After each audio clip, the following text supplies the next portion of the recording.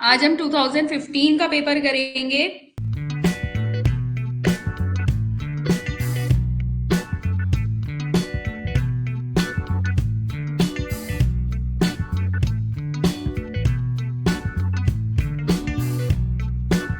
जो आपका यूनिट 2 और यूनिट 3 है, यही आपका पहले ज्यादा पूछा जाता था। चलिए, अब हम आज 2015 के क्वेश्चंस करेंगे। 2015 में ये पेपर आपका यूक्टर लिया करता था, ठीक है, Uttarakhand board of technical education, तो ये आपका लिया करता था। और ये जो है आपका मिक्स क्वेश्चंस आते थे, जैसे कि आप यहाँ पे भी देखोगे ना, टीचिंग एबिलिटी, रीजनिंग और जनरल नॉलेज, ये तीनों मिला के पार्ट 1 में है। तो अब हम आज इसके क्वेश्चंस चेक करते हैं। देख सकते हैं आप, पहला क्वेश्चन आपके सामने है, teacher uses visual aids to make learning simple, quicker, more knowledge and interesting. अध्यापक दृश्य साधनों का प्रयोग अध्यापन निम्नलिखित बनाने के लिए करता है: सरल, समय बचाने के लिए, अधिक ज्ञान के लिए, रुचिकर बनाने के लिए। डी आंसर, रुचिकर बनाने के लिए, इंटरेस्टिंग बनाने के लिए, ताकि जितने ज्यादा हम सेंसेस को एक्टिव करेंगे बच्चों के, उतने ज्यादा बच्चा जो है पार्टिसिपेट करेगा टीचिंग लर्निंग में, इंटरेस्ट लेगा।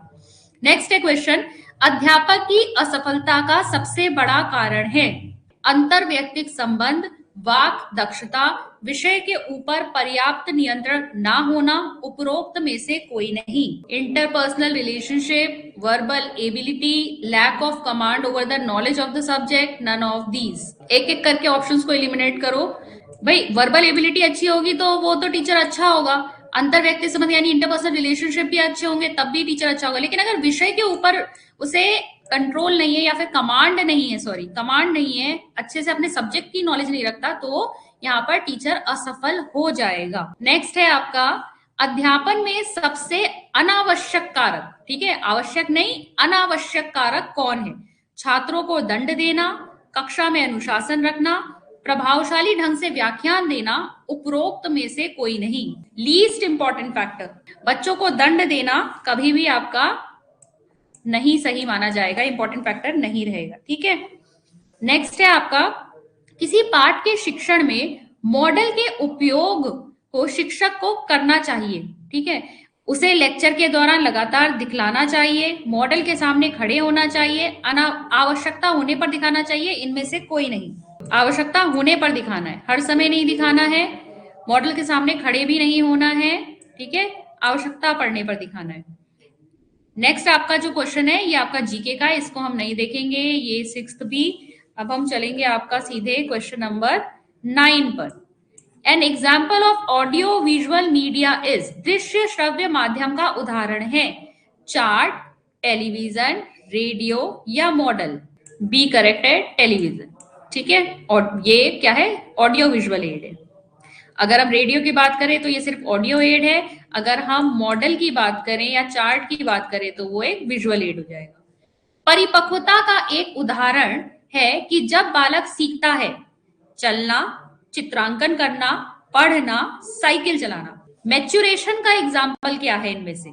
ग्रोथ एंड डेवलपमेंट में इस चीज को बता रखा है। मैच्योरेशन का मतलब क्या है? मैंने परिपक्वता का मतलब, मैच्योरेशन का मतलब आपको किससे जोड़ के बताया था? ग्रोथ से कि डेवलपमेंट से? मैच्योरेशन जो है आपका वो ग्रोथ को इंडिकेट करता है। मैच्योरेशन मतलब यहाँ पर सेल्स आपकी जो है एज कर रही है, यानी कि आपकी बॉडी में चेंजेस हो रहे हैं, तो ये ग्रोथ है, ठीक है, ये क्या है? ग्रोथ है। और ग्रोथ आपको किसमें दिखाई दे रही है?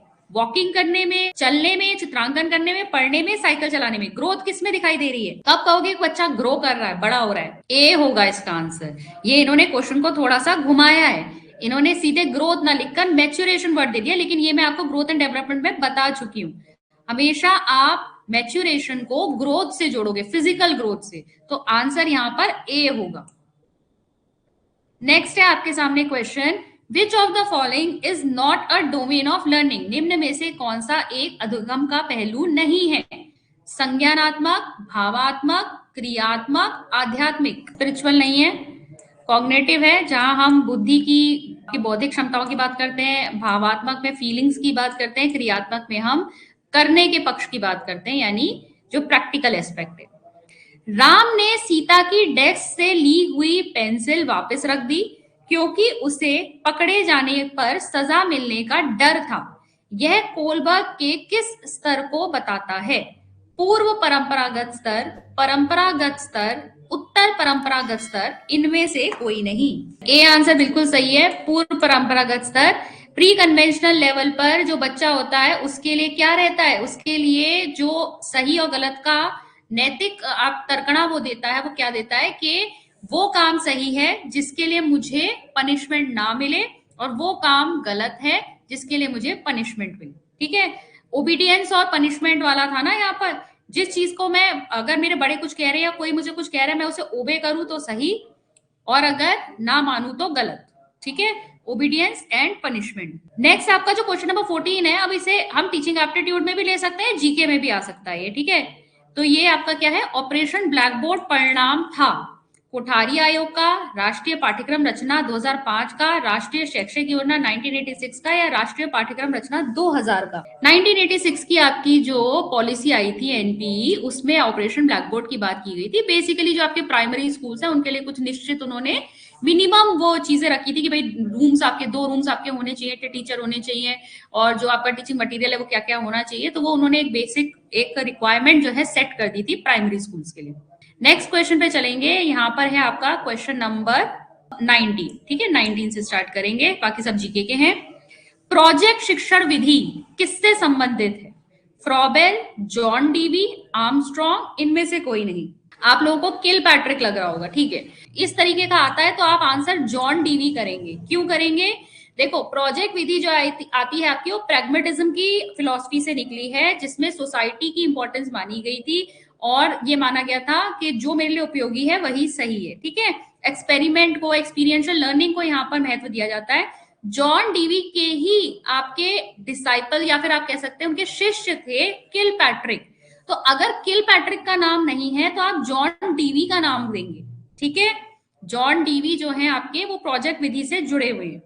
तो प्रोजेक्ट विधि, जॉन डीवी, या फिर अगर आपको किल पैट्रिक का नाम मिलता है तो किल पैट्रिक। ठीक है, फ्रॉबेल ने प्लेवे मेथड दिया है, आर्मस्ट्रॉन्ग ने आपका कौन सा मेथड दिया है? ह्यूरिस्टिक। आगे बढ़ेंगे। When the child is ready to learn, he learns more quickly and effectively. This principle was given by. जब बालक सीखने के लिए तैयार होता है तब जल्दी व प्रभावशाली तरीके से सीखता है। यह सिद्धांत किसने प्रतिपादित किया है? थॉर्नडाइक बिल्कुल सही है। थॉर्नडाइक के आपके लॉज ऑफ लर्निंग है, जिसमें से ये आपका एक प्राइमरी लॉ है, लॉ ऑफ रेडीनेस, तत्परता का नियम। जब बच्चा सीखने के लिए तैयार होता है तभी उसकी लर्निंग हो सकती है। फिर आपके बाकी 2 नियम क्या है, प्राइमरी नियम, और है आपके लॉ ऑफ एक्सरसाइज यानी प्रयास का नियम, और लॉ ऑफ इफेक्ट, प्रभाव का नियम। ठीक है, नेक्स्ट पे चलेंगे। A teacher in a classroom should act as a progressive role, boss role, democratic role, none of these. एक शिक्षक को कक्षा में कार्य करना चाहिए प्रगतिशील भूमिका में, बॉस की भूमिका में, प्रजातांत्रिक भूमिका में, इनमें से कोई नहीं। सी, प्रजातांत्रिक भूमिका में। ठीक है, शिक्षा का उद्देश्य है, the objective of teaching is to create good citizens, create persons who are useful for the society, create socialistic persons, all of the above. Okay, D answers बिल्कुल सही है, क्योंकि ये सभी हो जाएंगे। अच्छे नागरिक बनाना, जो सोसाइटी के काम आ सके ऐसे यूजफुल पर्सन तैयार करना, और व्यवहारिक निर्माण करना, ये सारे ही हो जाएंगे। ठीक है, नेक्स्ट क्वेश्चन हमारा रहेगा question number 25। An effective teacher is one who can. एक प्रभावी शिक्षक वह है जो कर सकता है कक्षा पर नियंत्रण, कम समय में अधिक सूचना देना, विद्यार्थियों को सीखने के लिए अभिप्रेरित करना, इनमें से कोई नहीं। इसी है, बिल्कुल सही। Question 27। While teaching a theoretical topic in the class, teacher should proceed from. कक्षा में एक सैद्धांतिक विषय पढ़ाने के लिए शिक्षक को निम्न क्रम में पढ़ाना चाहिए: अज्ञात से ज्ञात, ठोस से सारांश, तर्क से निरीक्षण, या इनमें से कोई नहीं। ये आपके सारे मैगजिम्स हैं, और सबसे सही है आपका ठोस से सारांश। ठीक है, सबसे पहले आप बच्चे को कॉन्क्रीट चीजें सिखाते हो, उसके बाद एब्स्ट्रैक्ट कॉन्सेप्ट पे ले जाते हो। ठीक है, पहले बच्चे को क्या करोगे, कॉन्क्रीट चीजें, जैसे मैंने एडिशन सब्ट्रैक्शन का एग्जांपल दिया ना, बच्चे को पहले ऐसे डंडे खींच खींच के सिखाते हैं कि भाई 3+2 कितना होगा, काउंट करो इनको सबको साथ में। बाद में आप बच्चों को एब्स्ट्रैक्ट कॉन्सेप्ट जो इमेजिन करने पड़ते हैं, जो सोचने पड़ते हैं, उन पर आप जाते हो। ठीक है, जो बच्चा दिमाग में ही कैलकुलेशंस खुद कर सकता है, या कोई घर, कोई पहाड़ जिसकी स्टोरी आप सुना रहे हो उसको वो इमेजिन कर सकता है। अज्ञात से ज्ञात नहीं होता, ज्ञात से अज्ञात होता है। पहले से बच्चा जो जानता है उसको आधार बनाकर फिर उसे अज्ञात चीज जो है वो सिखाई जाती है। और यहाँ पर भी तर्क से निरीक्षण नहीं होता, निरीक्षण से तर्क होता है। पहले बच्चा ऑब्जर्व करेगा चीजों को, अपने आसपास चीजें जो बच्चे ने ऑब्जर्व किया उसके एग्जाम्पल दोगे, फिर उससे बच्चे को रीजनिंग सिखाओगे। जैसे जब हम बच्चे से कहते हैं कि तुमने देखा है कि गर्मियों में जमीन पे पानी जो पड़ा होता है इतनी तेजी से सूख जाता है, या जब तुम खेल कर आते हो पसीना पसीना होते हो तो जब पंखे के नीचे बैठते हो तो अचानक में ठंडा ठंडा फील होता है, पसीना सूखने लगता है। उसके बाद आप उसे तर्क दीजिए कि इवेपोरेशन का प्रोसेस है, इससे कूलिंग फील होती है। तो पहले ऑब्जर्वेशन फिर रीजनिंग। तो सही आंसर यहाँ पर क्या है? ठोस से सारांश। नेक्स्ट क्वेश्चन पे चलेंगे। A teacher can minimise depression among students by, छात्रों की उदासीनता को कम करने के लिए अध्यापक कर सकता है इसके कारणों को समझने की कोशिश, छात्रों को मोटिवेट करना, ए और बी दोनों, प्रधानाचार्य को सूचित करना। सी दोनों होंगे, ठीक है। बच्चों को अगर आपको डिप्रेशन से निकालना है तो आप ये दोनों चीजें करेंगे। माइक्रो शिक्षण छात्र छात्राओं के लिए किस अवधि में सबसे प्रभावशाली होता है? शिक्षण अभ्यास के दौरान, शिक्षण अभ्यास के बाद, शिक्षण अभ्यास से पहले, उपरोक्त में से कोई नहीं। माइक्रो टीचिंग कब करनी चाहिए? During practice teaching, after practice teaching, before practice teaching, none of the above. A answer बिल्कुल सही है। जब प्रैक्टिस टीचिंग चल रही है उसी समय तो हम ये माइक्रो टीचिंग के स्किल्स को प्रैक्टिस करते हैं, बिल्कुल सही। मूल्य आधारित शिक्षा छात्र को क्या बनाती है? Value education makes a student doctor, अच्छा नागरिक, अभियंता, या इनमें से कोई नहीं। अच्छा नागरिक। ओके, नेक्स्ट है आपका, टीचिंग एप्टीट्यूड में भी ले सकते हो, उसमें भी ले सकते हो।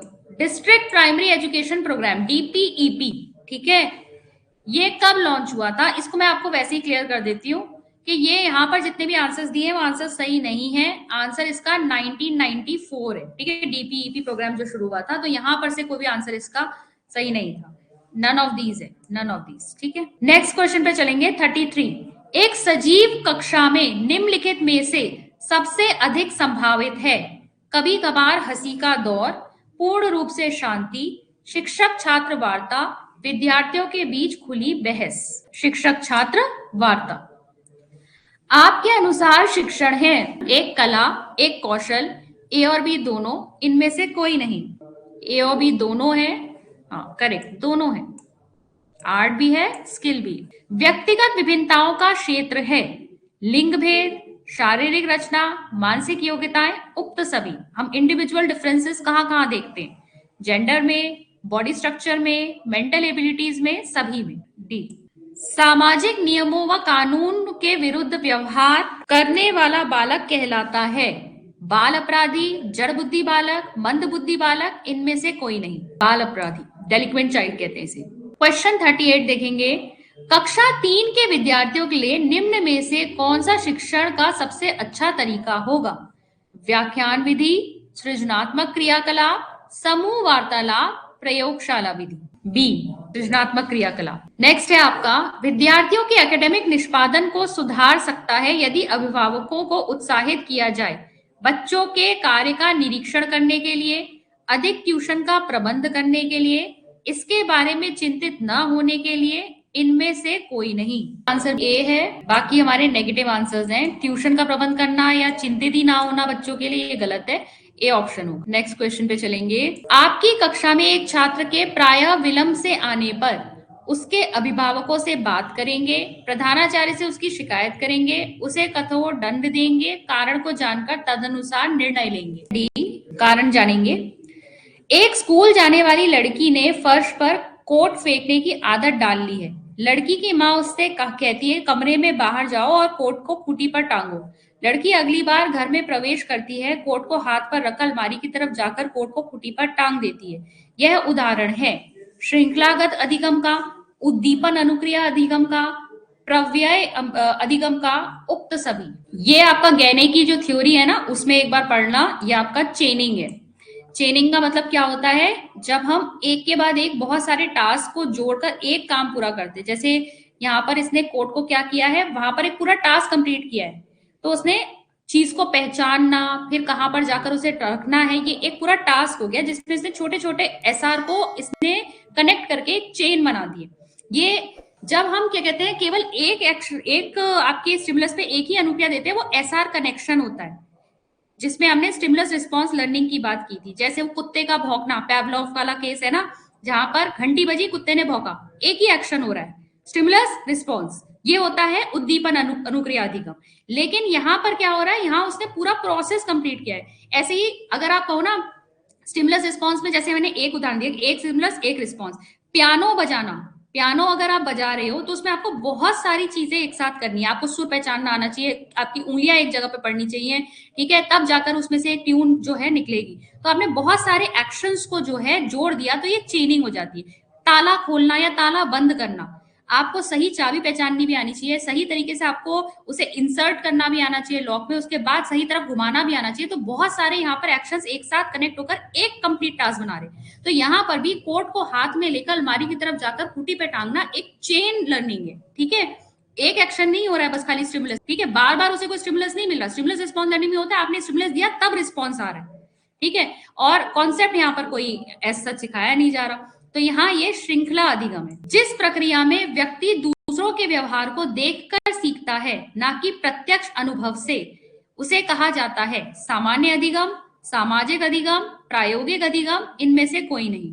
बी सामाजिक अधिगम है, जब हम दूसरों को देखकर सीखते हैं तो वो सामाजिक अधिगम में आता है। निःशक्त बालकों की शिक्षा के लिए प्रावधान किया जा सकता है समाकलन द्वारा, मुख्य धारा में डालकर, समावेशित शिक्षा द्वारा, इनमें से कोई नहीं। समावेशित शिक्षा द्वारा। प्राथमिक विद्यालयों में बालकों के लिए निम्न में से किसे बेहतर मानते हैं?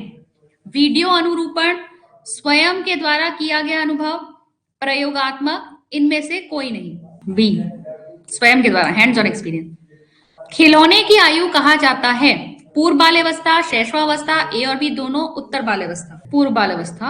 Which one of the following is the best method of teaching? निम्नलिखित में से शिक्षण का सर्वोत्तम ढंग कौन सा है? व्याख्यान, प्रदर्शन, विचार विमर्श, वर्णन। देखो ऐसे में मैंने क्या बताया टीचिंग मेथड में, जहां सबसे ज्यादा सेंसेस बच्चे के एक्टिव हो रहे हैं, वर्णन और व्याख्यान तो पहले ही हट जाएगा क्योंकि यहाँ पर सिर्फ टीचर एक्टिव है। अब विचार विमर्श और प्रदर्शन है, लेकिन प्रदर्शन में बच्चा देख भी रहा है चीजों को, तो इसलिए प्रदर्शन यहाँ पर ज्यादा बेटर हो जाएगा, ठीक है।